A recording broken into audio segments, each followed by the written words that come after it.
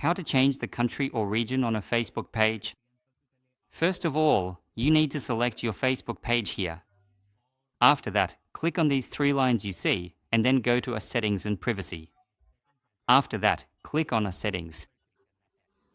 After going into Settings, you need to scroll down and then click on a Followers and Public Content. From there, click on a Country Restrictions.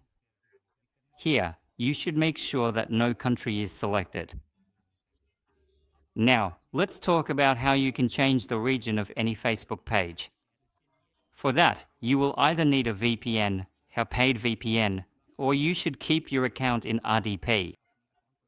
You can purchase or create an RDP for whichever country you want to select and keep your account in that RDP. Let me clarify here that you cannot change the region of an existing page. You can only create a new page using a VPN from the country you want, and then your page will be considered as belonging to that country, and its region will be set to that country.